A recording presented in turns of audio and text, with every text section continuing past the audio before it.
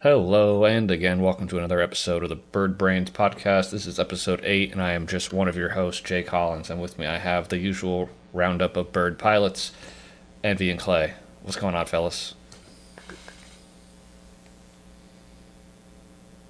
Hey, Oh, what's going on? Oh. well, you normally go second. There was a long yeah, pause. I figured I would jump in. yeah, I guess that's fair. I was just trying to let you go first for once, Mr. I went a big event. Oh, is that what it is? Oh Yeah. yeah. Don't You know, feed his my ego problem any right more than now. it already is. No, my problem right now is I'm trying to get all these events that are firing up here in the Northwest, and work is just beating me up. Like, Mhm. there's an event this weekend. There's one next weekend. I got a time off request, and then the LGS moved the event to the weekend I didn't request, and I'm just Uh-oh. like, yeah, oh man, but doing good otherwise. Just not getting enough play in. Yeah, I kind of feel the same. I want to play at more events. I've been tinkering with my list a lot, and a lot of it is what we're going to be talking about today. So, look forward to this episode. Correct. This is the Aetherdrift episode, also known as What is a Gearhulk? Please stop asking me questions. But first off, the first half of that sentence, Aetherdrift. The overall set. We've got a few cards that are shaking things up a little bit. First up on our list, Hashaton, Scarab's Fist. Now, I know I've seen a bit of this across the table. I know Clay has as well. Envy, I'm sure you have too. Very commonly, this Yeah. is Esper Pile. You do see the blue pip in the rules text that does give it an Esper color identity. And this is a 1/3 for 2 mana that says whenever you discard a creature card, you may pay 2 and a blue. If you do, create a tap token of that copy that's a card, except it's a 4/4 black zombie. I know this deck was very exciting at first because it has a really weird interaction with LED and split second effects. But I think a lot of people are finding it that it's just a few big fatties you can cheat into play, like Razaketh. I know me and Clay had a discussion with someone about Elish Norn out in San Diego. But as a whole, the large mega value creatures you can have. What do you generally Cheating think? at Tivit, cheating at Tivit into play is really, really good. I mean, half price, one color, it's not too bad. Oh yeah, that's really good. You know, I think that they just haven't figured this deck out. I don't think it's going to be any Nadu level takeover creature, but I do think there is definitely a deck here that's going to become a presence in the metagame if they figure it out. But I agree. I think it's the Esper Pile. And for us, the main concern is just the fear of the LED, and I think that's going to fall out of favor, and we'll just have to play around it. Like, you might see decks that are playing it, but I don't think they're going to be playing the split second, the LED, and the leveler for the combo that actually like gives us problems on our primary win line. So I don't think it's a huge concern for us there. Yeah, that's kind of where I'm sitting at it. And I really like my meta choice for playing Linvala into this deck because almost all of the discard outlets are creatures. You take away its discard outlet or take away its commander, and it's an Esper pile that's just trying to get big mana to play big fat things, and that's just slow. I'm curious if it's going to end up turning into like a bit of the Esper Derevi kind of style where you have your certain discard outlets you want, your certain fatties you want to cheap in, and then your certain weight. Like some people are even off the LED lines. Like they're not like the biggest thing, and they get you an empty hand, but you get to cheat something into play for free. So I'm just curious if it's going to end up once people figure out either they're going to solve the deck or if it's going to be like a 80 cards plus a 20 card customizable package or something like that, like kind of how our deck is, which is kind of cool. Yeah, it'd be interesting to see how it shakes out. Next up on our list is Loot, the Pathfinder. This is a 5 mana, 2 in a teamer, Beast Noble with double strike, vigilance, and haste. Holy keyword. And then 3 exhaust abilities, which if you don't know what exhaust does, it is a ability you can do only once, as the rules text or reminder text says right there on the first one. You can spend a green to get a Black Lotus effect, spend a blue to draw 3 cards, or do a red to lightning bolt something. Notably, these are all individual. You can do each one of them once until you reset this game object and or graft the abilities onto something else with Soul Cauldron. I know that Displacer Kitten is also a big part of this deck because loot itself has haste. Turns out making 3 mana every time you want to cast a non-creature spell is pretty good. Yeah, what do you guys think about this deck? This is actually something I'm brewing around right now as my other as I think it's like deck number 4 I have on standby. It's really fun because there's just like a lot of different ways you can go about playing it. Deadeye Navigator loops, Food Chain is pretty fun with the deck. Like a Timber Food Chain deck is just really cool by itself. And it's just very like flexible. Like I'm running more of it in my list, just being able to have a second loot on top of that. Yeah, that seems really good. Those abilities are strong. Yeah. It's really fun. It's a really fun deck to play, and it's different from Rockrak Thrasios, which has been more popular lately. I mean, for me, like I haven't seen it. Like I've seen like tiny whispers of people talking about it, but I haven't seen the deck. Like I understand what's there. I don't think this commander's going to make a huge presence in our meta. It's going to be one of those fringe decks that some person enjoys playing, and maybe even somebody else dedicates themselves to. But that's what I think it is. It's just a fringe deck.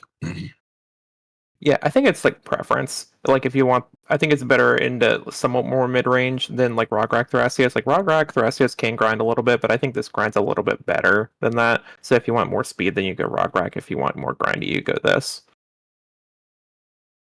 Yeah, I haven't sat down across from this yet, so I can only theorize of what it's good at, but you would have a little bit more experience brewing it, but it's exciting. Yeah. We actually had a dude top 4 with this last weekend at an event near me. It's almost 60% event. A dude top 4 with it. It's really, really, really interesting.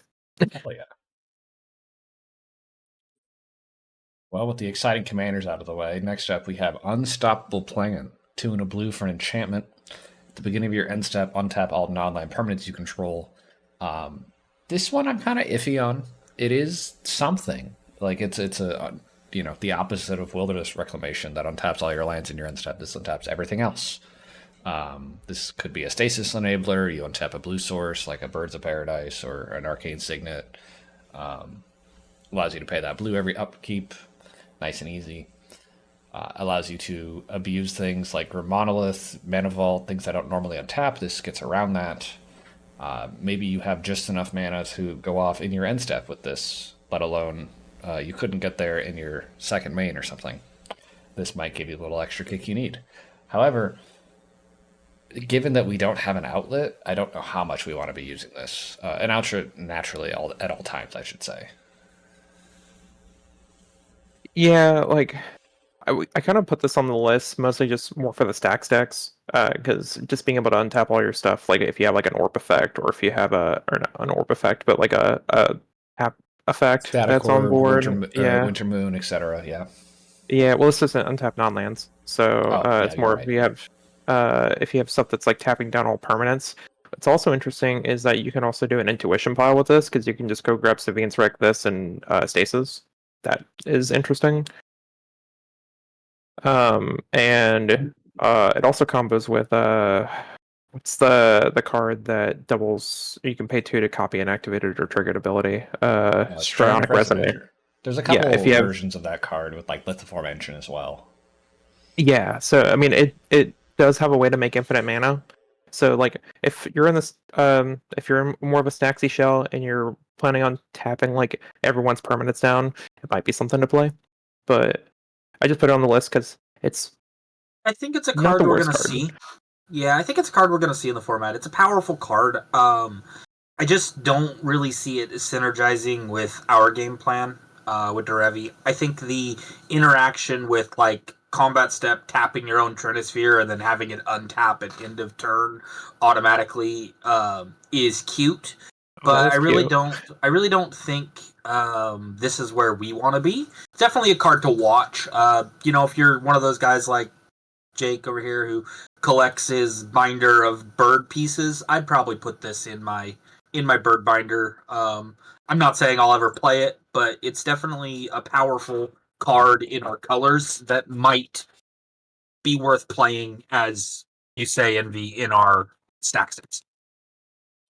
And I will note that if you are going off with this and making infinite mana, I hope you have a flash enabler, because this is in your end step. Not that we're any short of flash enablers these days, because they're some of the best effects in the format, but know that you're certainly not casting a Wargate normally with this out. Next up on our Aetherdrift cards is Skyserpent Seeker. This is a blue and a green flying Death Touch 1/1 with another exhaust ability. For 4 mana, you get to RNG Explosive Vegetation. You just flip until you hit the first 2 lands and then put them to be tapped. This is technically an outlet, but it's almost like playing, is this an Agila card with anything labeled Warrior? I thought this was kind of interesting when I first read it, but with something like Agatha Soul Cauldron, it's almost like a positive feedback loop, because you can keep getting the ability and grind out over your turns. But even though that is a recommended quote-unquote slow strategy, I think it's still too slow to keep up with anything that anyone wants to be doing. Sure, it might get you Cradle, but there's like a 1 in 26 to 28, a little under 4% chance to hit it. I guess it'd be twice, but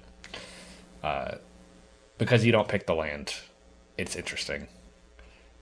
As a body, though, flying Death Touch, Aetherdrift, we love that. It's interesting, mostly just because it's instant speed, so you can use combat mana to activate it. Right? That I don't see any sorcery speed on the card. So just being able to just like flip 2 lands into play during your combat step, with just like additional mana you have left over is nice.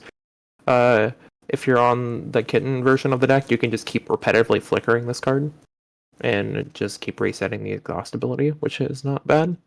I think like just being an evasive Death Touch flyer, I think that's mostly why we just wanted to talk about it, just for like Derevi. I think maybe some Rock Thrust decks want it too, because they're more leaning into the Cradle aspect. So just being able to have a way to pump out Cradle quicker might make it see play. But other than that, it's just like, it's a cool, neat card.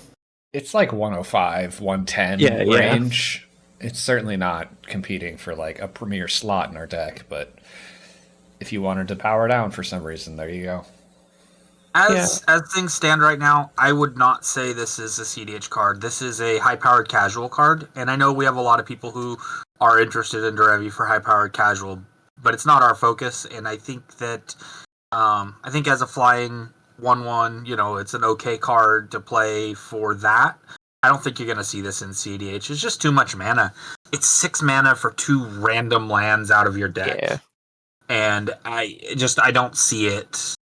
Even you mentioned Rock, I don't even see it there. I don't see this as a playable card in CDH. Maybe if something changes, maybe if we get some cool tech for exhaust ability, I don't know. Rock Thrust is playing like the most random cards now. Like they're playing Song of Toten Taz for like making haste 1/1s. Like there's just a lot. Like nothing surprises me anymore. Like if a Derevi deck played this, and I'm like, I can see why, but it's not the best thing to do. It's more of like people were talking about playing it, probably should mention it, but not the best thing you could be doing. Also in my list of things that cost far too much mana for what they are, Repurposing Bay. This is 2 and a blue for a, and I quote, artifact birthing pod. And by that I mean you can pay 2 and sacrifice another artifact that's not this one. Search your library for an artifact with mana value equal to 1 plus the sacrifice artifact's mana value, put it on the field, then shuffle. Still has that sorcery speed restriction we have come to despise. And notably, it costs 2 generic mana explicitly, not 1 and a Phyrexian blue, as would match potentially, the birthing pod template. This is good because we have artifacts that we like to get out, notably in the 4 mana slot, which we'll get to in just a moment. But I think the fact that this can't sacrifice itself is a real kick in the knees. If you could sacrifice this and go get a 4-drop, it's just a second copy of all your 4-drops. And yeah, that's great. But needing a secondary 3-drop artifact to do that maybe slows this one down a bit too much. Yeah, I think this gets better the more artifacts that are printed, but same thing goes for like Oswald Fiddlebender. Like it's the same card. It's a haste. Or you can activate the same turn it comes down, but that's 5 mana versus 3 mana and waiting a turn. So, I mean, it's a fine card. I don't think most of us will play it, but more cards get printed, things change. So just mention it here, just because it's a artifact birthing pod. So. Yeah, so this card is not. I don't think it's good. I mean, we don't play Oswald, and Oswald is the card that you would want to play first before you Yeah, got I even agree with far that. enough to play this. Yep. And so not playing Oswald, it makes this kind of a dead card in the pile. Even with the potential to create a game-winning chain off of Oswald or this, you can there's a chain. Yeah, he put it up. He went and pulled it. That he knew. You just know me too well. There's a game-winning chain here. For our deck, you go get Birthing Pod, and then you do one of your Birthing Pod chains. It's really not efficient. It's a lot of slots, and I don't think I would be considering it unless I was doing some like hyper-focused core around it as my win. And then everything else in my deck would be probably a stacks deck. So I'd be using Oswald, Repurposing Bay, Pod, all the ways to tutor Pod, all the ways to tutor these, and yeah, I don't think it's good. I don't think it's where we want to be. I do think it's a pretty cool little line and a really cool little deck, but other decks just do it better. I will say what makes it like a little bit interesting is if you're more into the stacks side of the deck, you can stacks pieces to get other pieces, which can be nice too. Just being able to, like, if you're on Trinisphere and for some reason Trinisphere is blocking you from your one, you can tutor that into a One Ring, or tutor that into, if you're on Short Guy, you can get Short Guy. It can turn to Birthing Pod from that. So just like, it's interesting. You can mess around with your stack spaces, but I agree with the sentiment of if you're on, you would want to be on Oswald first before this. But it's just mostly a note of this card exists. You know, it's funny you mentioned all those really good artifacts being 4-drops, because our next card is Transit Mage, which says when this creature enters, you may search your library for an artifact card with mana value 4 or 5. Reveal it, put it into your hand, and then shuffle. This is for 2 and a blue, which I should have mentioned at the start, but got right to the juicy ability. And as we were just mentioning, we like 4-drops. We have Birthing Pod. We got One Ring. Don't forget Metamorph. You get your clone. And then Shorikai. All these cards generally give us immense value. And the fact that Transit Mage also provides the pod fodder for Pod to turn into something like Emiel or Bright Glass, like, holy crap. This is great. I think everyone should be on this card. Yeah, it's pretty good. Just being able to, it just gets better with more stuff that's being printed. I keep saying that, but that's kind of how these cards end up working that are tutors. Just right now, it's just very versatile, especially with our deck. And then more and more, cause I don't even know why they had to tack 5 on there, but you never know. Sometimes a 5-drop might get printed that's completely busted, and then it just makes the card even better. Just being able to just tutor pods, it's just, that by itself just makes it really good. I saw this card, spoiled, and I'm like, nah, we don't want it. Then I went and proxied it, because that's what I do. Even when I'm down on a card, I still test it if it's got potential. And like one game later, I was telling everybody, this is a staple. This is an auto include. You play this card. Spoiler alert, you forgot one of the 4-drops, but we'll get to that in a little bit. Yeah, it's a beautiful card. It is now our most efficient intuition pile, because it allows you to grab this Savine's Wreck and, of all things, Mana Vault, and it doesn't matter what card they give you. You can turn the next turn 8 mana into a win. Because if they give you Mana Vault provides the extra mana needed to pay Savine's Wreck flashback. Or they give you the Transit Mage or Savindrek, both of which are just simply 3 mana to get the Transit Mage into play and go. And there's not much more we can say about this card's good. Yep. And then once you have that Transit Mage into play and you go get your Birthing Pod, for example, that opens up many different lines we have here. And starting off, we have a Bomberman line. So you go get your Transit Mage, you go get your Birthing Pod, and you turn yourself into Bright Glass Gearhulk. The standout card of this set, and what will we be talking about for the rest of the episode.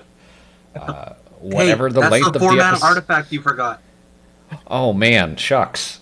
Here it Meat is. and potatoes, Bright Glass we'll call it Gearhulk. 2 green, 2 white, non-legendary artifact creature construct. It's a 4/4 with first strike and trample, which don't forget that part. That part's important too. A 4/4 with that stats and those keywords. Beat face. It's pretty fantastic. But to add the icing on the cake, it has the ETB of when this creature enters, you may search your library for up to 2 artifact, creature, and or enchantment cards with mana value 1 or less. Reveal them, put them into your hand, and shuffle. This is a double tutor card advantage. Value engine extraordinaire. Holy crap.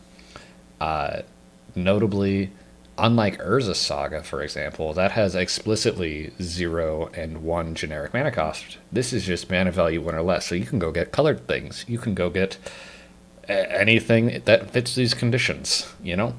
It's much more open than our other tutors. And abusable via ETB. But in this instance, we're potting. We pot into it. The 2 things we get are LED and Gerard's Hourglass Pendant, of all things. We play both these out. We activate Derevi, untap Pod, and then we pod into Auriok Salvagers. And then if you're not familiar, this is a combo known as Bomberman. It's an old legacy deck, or vintage deck from back in the day. I don't know. I don't play 60 card. But, you know, LED makes 3 mana.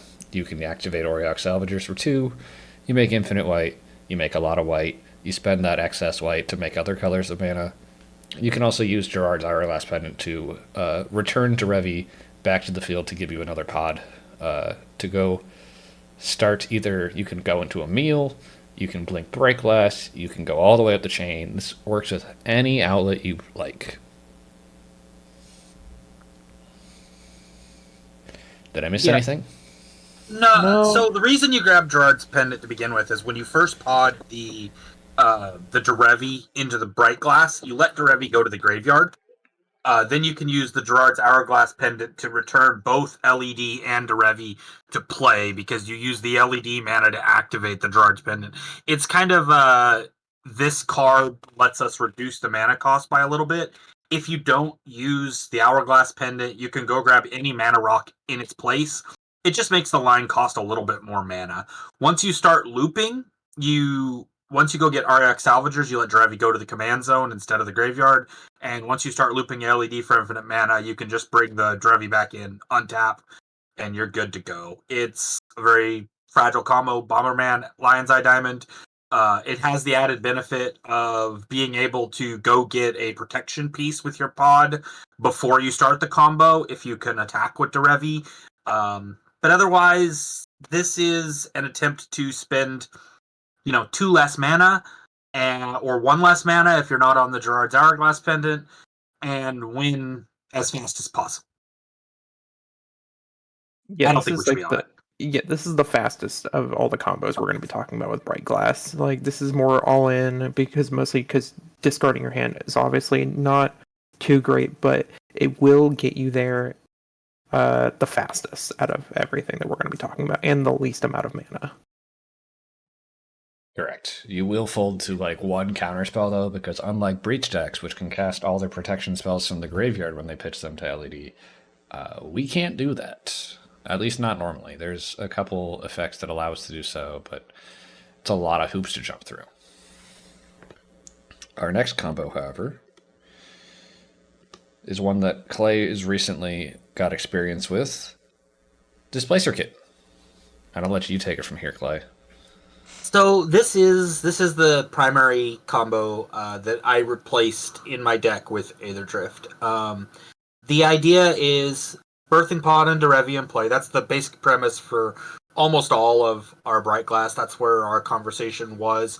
But even without it, you can still get mana rocks. Kind of the same concept works. And this combo is that you go grab you play your pod out, you sack your Derevi to your pod to go get Bright Glass Gearhulk. You go grab a couple mana rocks because mana, right? Then we're gonna yeah. Then we're gonna use that mana to replay our Derevi, and then we're gonna turn our Derevi into Displacer Kitten. And using those mana rocks that we haven't cast quite yet, we're going to flicker. We're gonna play them out and use Displacer Kitten to flicker Bright Glass to go get more. We're gonna repeat this loop for a little bit so we can generate enough mana and enough non-creatures in our hands to go grab either our Mockingbird or one of our 1-mana dorks, and we're going to then use Displacer Kitten and the non-creature spells to flicker the pod so that we can reactivate pod. We're going to reactivate the pod on our 1-drop to go get a 2-drop, to go get a 3-drop, specifically Eternal Witness. Once we've got Eternal Witness in play, we're going to use our Lotus Petal with our Mox Diamond to, every time we cast Lotus Petal, we're going to flicker the Ewit to return the Mox Diamond from the graveyard. Play the Mox Diamond, flicker the Ewit to return the Lotus Petal from the graveyard, and we'll let Mox Diamond go to the graveyard every time. We're not going to pitch any land to it, so we'll sacrifice it. And doing this loop allows us to generate 1 mana every single time on the Lotus Petal to get infinite mana. Once we have infinite mana, you can loop these 2 artifacts to flicker your pod a bunch. You can loop these 2 artifacts to flicker your Bright Glass. You can get a 1-drop off Bright Glass, pod it into a win con. You can play Derevi back out. The world's your oyster. You have all the tools in the world to win the game. It's 8 mana, by the way, to start. 3 for pod, activation for pod, and then 4 more for Derevi back in. Should be enough to win with this. It's 8 mana versus the 6 and 7 of Bomberman. It's not that much slower, and it doesn't require me to play the fragile cards.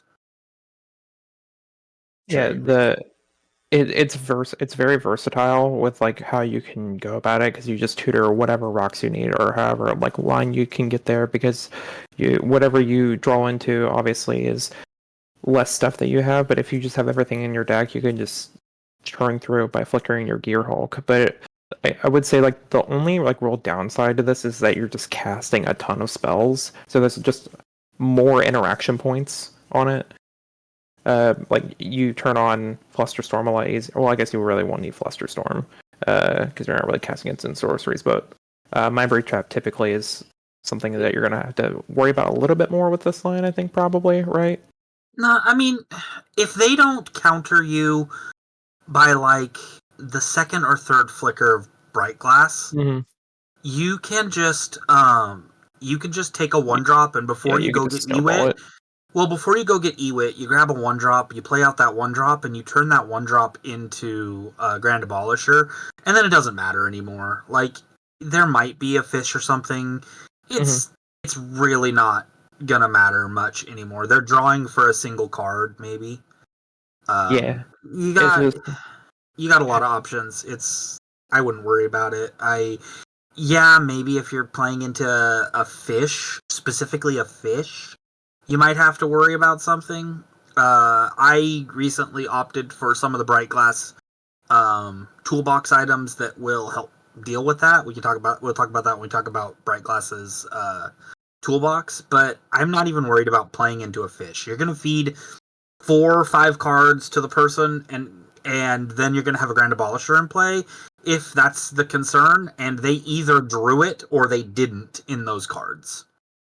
Yeah, I'm just trying to mention, like, there's good, obviously there's good, there's great. Like, this is a great line. There are downsides to the line, is all I'm, like, you do have to worry about, like, you are casting a ton of spells, so there are going to be, a tad bit more interaction points, and obviously fish and Ristic are more of a factor into that. But yeah, this line's great. I'm a big fan of it. It makes me want to test Displacer Kitten out. All right.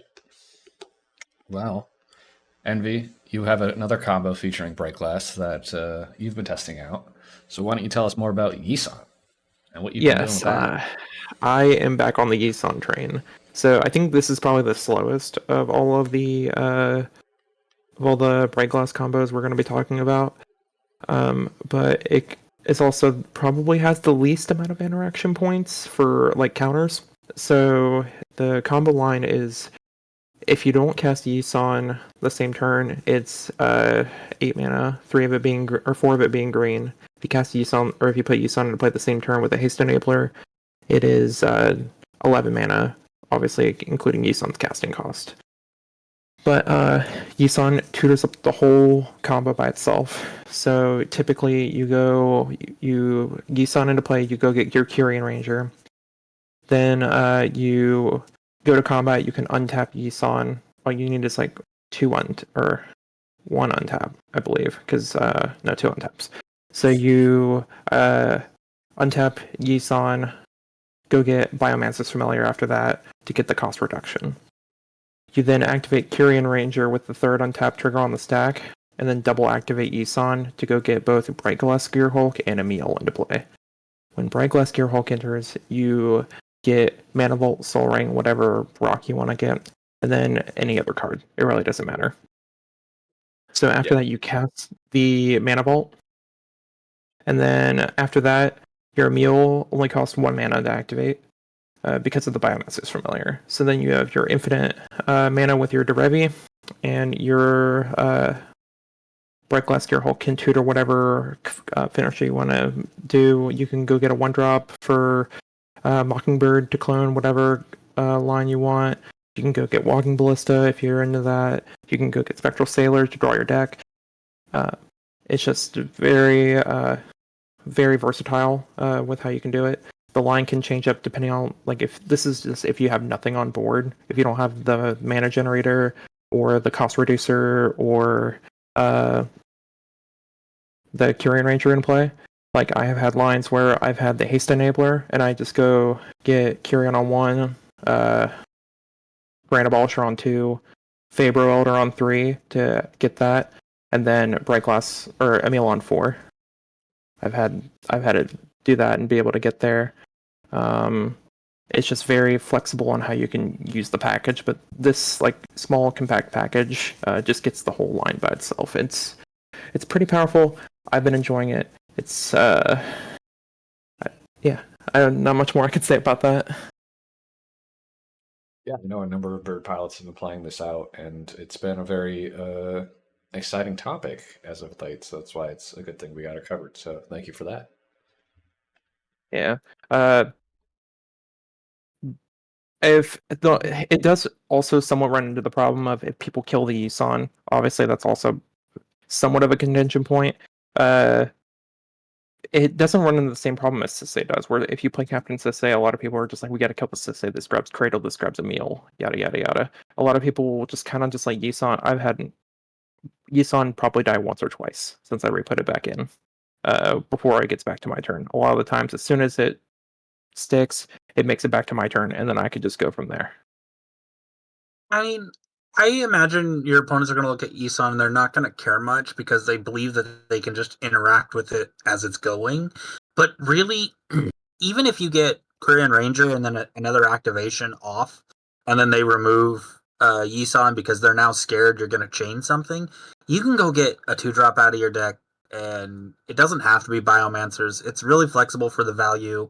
Or you can grab the Biomancers there and set yourself up for when Emiel does come down. I really like this combo as a non-spell casting way.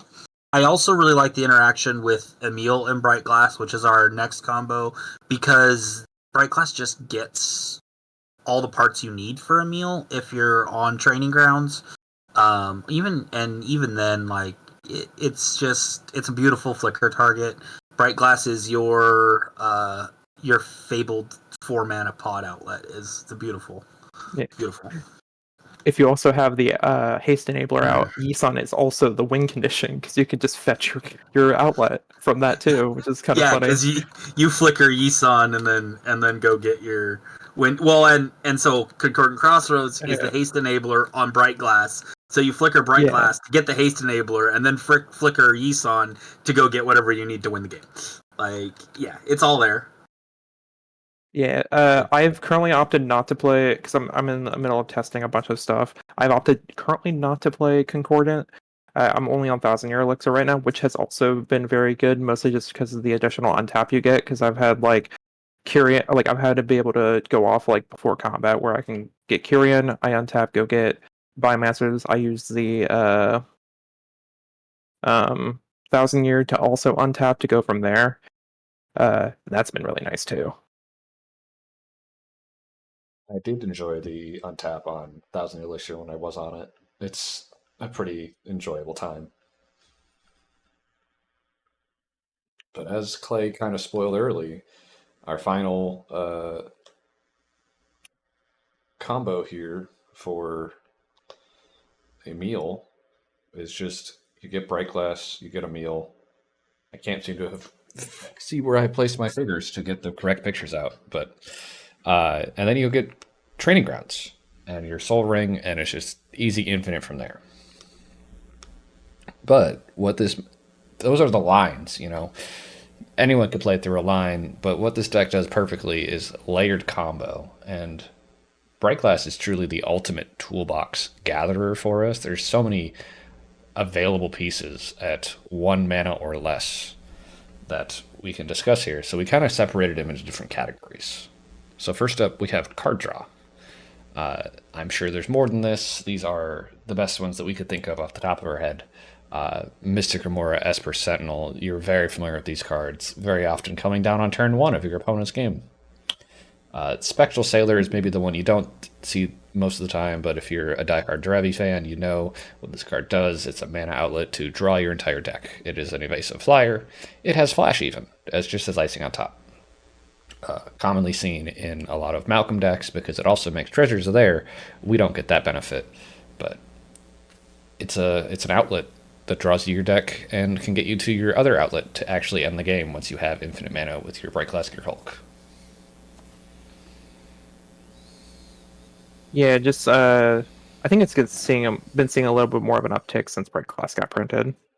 Just being able to just fetch it off of it has been really good, even with Masters being in the format.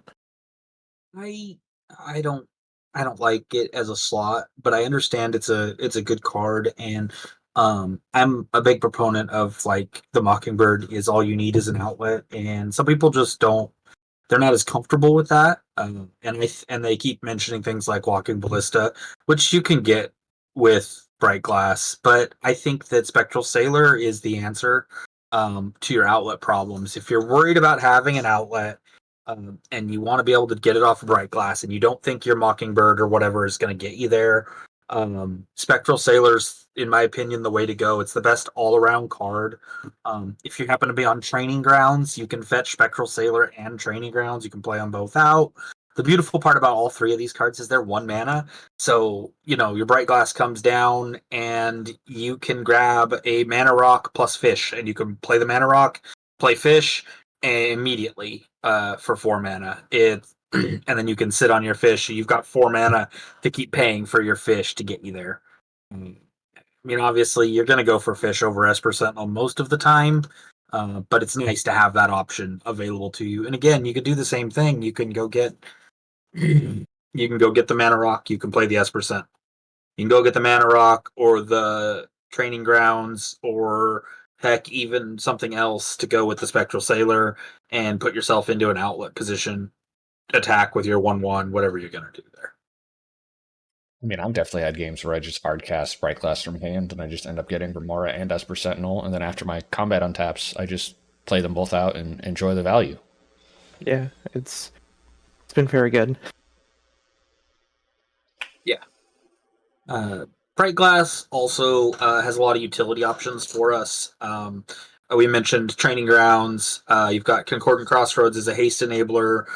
We've got Expedition Map as a way to go get Otawara, Beseju, Gaia's Cradle, E-Zone. We play quite a few lands that fit into this category. You've got Deafening Silence utility for your stacks game, where you want your rule of law effect that mostly doesn't affect you. You got Urza Saga itself. Heck, your Right Glass Gearhulk can go get you a land, if nothing else. The land then can become something else. But I put Urza Saga here. It could be any of the artifact lands, but Urza Saga is just probably the best fetchable land that Gearhulk can go get. This is relevant when getting a mana rock. You can get Specifically Mox Mockingbird as a Diamond. clone. Yeah. You can go get Mockingbird. Mockingbird is a very good clone effect. Yeah, we have to pay the mana for it, but it's a clone, and clones win us games. And then we were going to go over a lot of our removal suite. So the ones that we have listed are Haywire Might for artifacts and enchantments. Exiling them is pretty good.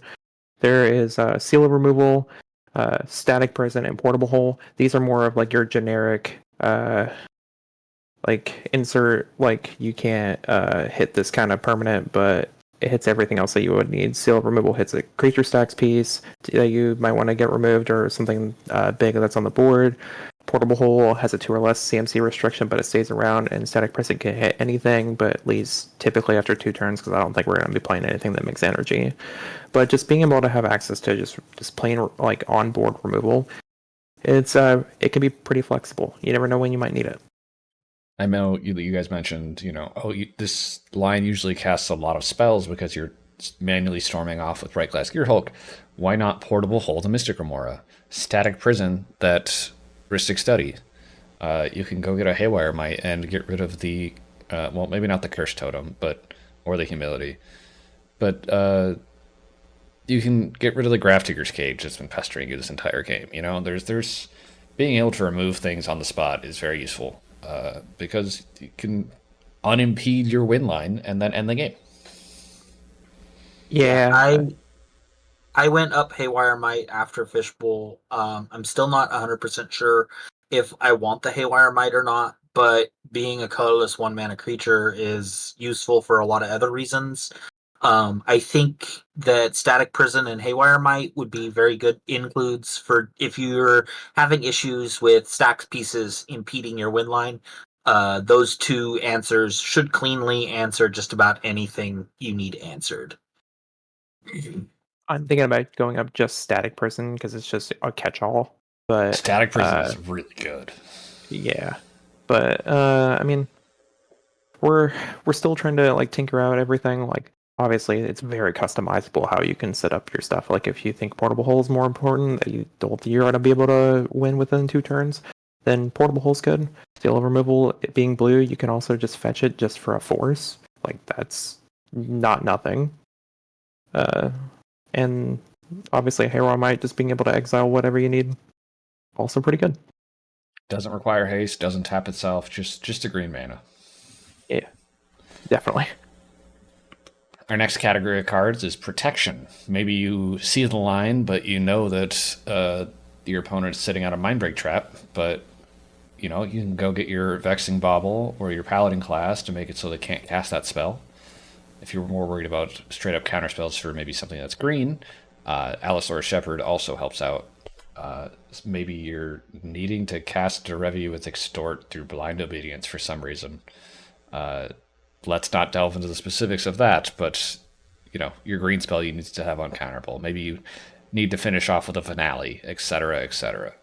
There are reasons why you may want to include Allosaurus Shepherd, and making your spells uncounterable is very valuable.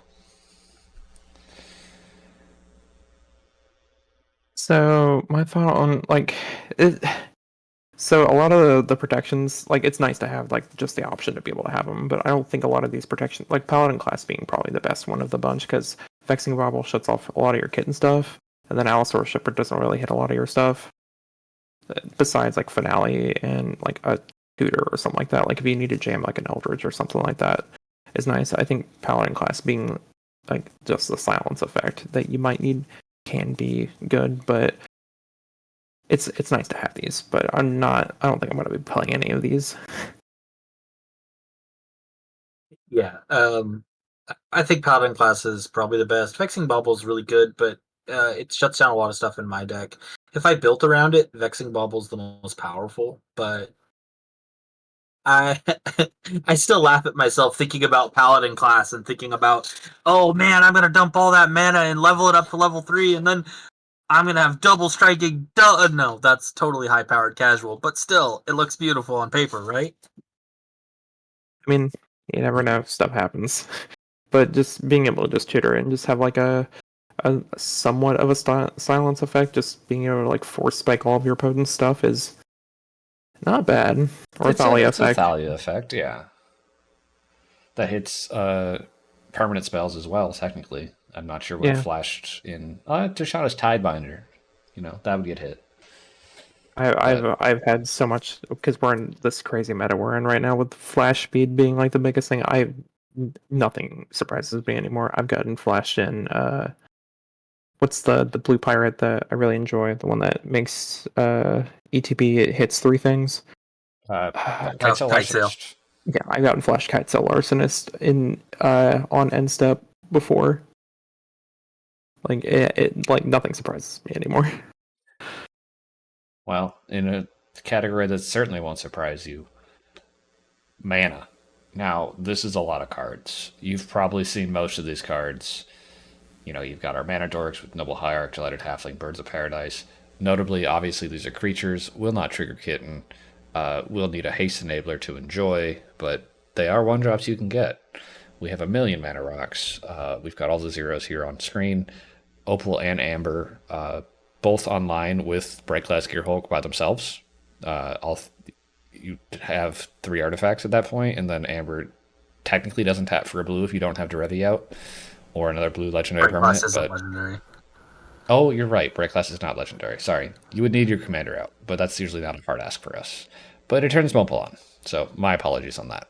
You can get Petal, you can get Diamond. As we mentioned earlier, you can get an artifact land or enchantment land with that. I don't think we'll be running Valgavoth's Lair anytime soon, so Urza Saga is probably your best option. Spicy include Candelabra of Tawnos is something that I'm testing currently. Turns out being able to blink and untap multiple lands at once is pretty good. You have your land enchantments for untapping said lands, Carpet of Flowers if you want to go to your next main phase and get a bunch of mana that way from an opponent that's a lot of islands, and of course LED if you're on any sort of Bomberman line. We make mana. You should be familiar with how to make mana in this deck. This is just doing so more so because of all the cheap rocks. I will say there are some like niche, like kind of cool things to talk about here, like Mopal being able to turn itself on with a Bright Glass ETB, because Bright Glass is an artifact. You tutor a second artifact plus Mopal, instantly it's on, so you don't have to worry about Metalcraft. And then Chromox being able to, so you don't have a haste enabler like Concordant in your deck, you can just go grab a Dork Chromox and just pitch the dork you get off to the dork to the mox. Like that by itself can just be good enough.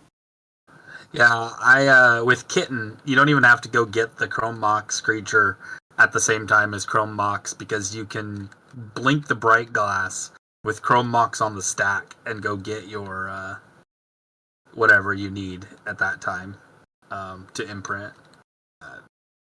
Yeah, crazy.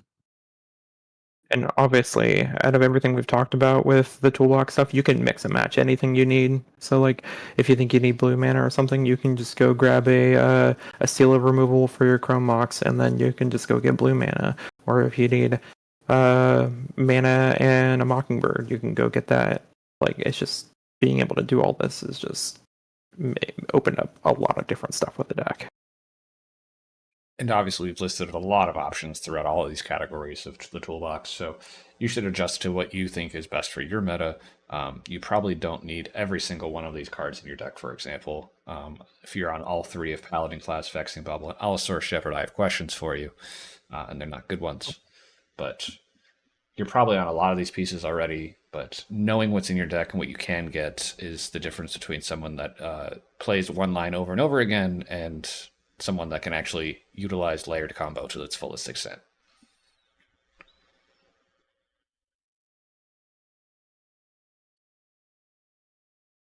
And with that, that's the end of our Aetherdrift set review and Break Class Overhaul review. Be sure to leave any comments, questions, concerns, any things we missed in the comments. Be sure to call me out on all the mistakes I made. Fellas, any closing thoughts? Bright Glass feels like it breathed like a lot of new life into the deck. Feels like somewhat Nadu's second coming with our deck specifically. I think it's really good. It's really, really powered up the deck, and I really, really have been enjoying all the stuff that we've been brewing together. So for me, Bright Glass is an auto include. It has all the utility that we wanted to have.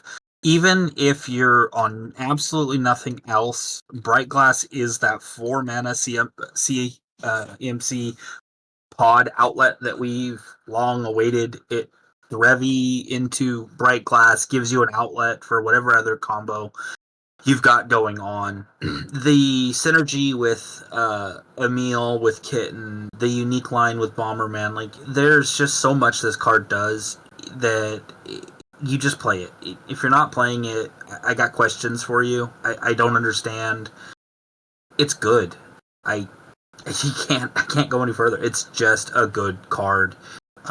If you don't play anything else related to it other than what's already in your deck, I suggest playing, Training Grounds. Because we all play Emiel, and with Training Grounds in the deck, that unique combo of, oh, I've got a Neoform and an Emiel in my hand, I can win the game, is just crazy. Yeah, I was talking about this prior to our recording, but I've been shocked how good Training Grounds was actually after I put this in the deck, because I thought it was just going to be a dead card half the time, but I was just like, okay, I'm going to test it with Fairy Mastermind and Smothering Tithe. This card has been a lot better than I give it credit for, just being able, because I'm also on Thrasios, Kitten, Emiel, obviously, Yisan. It's worked with that well with that. Just being able to just use it a lot more than I thought I was ever going to. And it hasn't really been it just hasn't I cast it and it just sit on the battlefield and do nothing. Typically it does at least one thing per match, whatever I play. Yeah, I don't think it's a card you want to add and then think, oh, well, since I'm playing this card, I need to add more cards to it. I think that logic is a trap when regards to Training Grounds, but I do think that Training Grounds is just good enough to be played in our deck already. I think that if you go, oh, well, because I'm on Training Grounds, I need to add this, and oh, I'm not already playing Thrasios, so I better play Thrasios. I think that's where it leads it to be a trap and a bad card, because you're starting to build your deck around needing all of these things to be good, whereas, because all those other cards need the Training Grounds to be good, whereas the cards that are being buffed by Training Grounds are just already good in our deck, and we don't need anything more to go with them. I think that's the problem for people, is that you see a card and you're like, oh, well, this goes with that, and this goes with that. I got to include all the cards that go with it. And that's just not correct. We want to play independently good cards that also layer with our other things, and that's where Bright Glass comes in. It is an independently good card that also layers with everything else we're doing to make incredible combos. I will also mention, if anyone else finds another line that we have not found yet, please let us know. There's probably some other line that we're probably not even thinking about, and someone's playing 5D chess and figured it out. But these are the lines that so far that we've found just as of the recording of this video. One last reminder, we are also on additional platforms with Spotify and Apple Podcasts. You can find them all at birdbrains.gg in your browser. Thanks for listening to another episode. Catch you on the next one.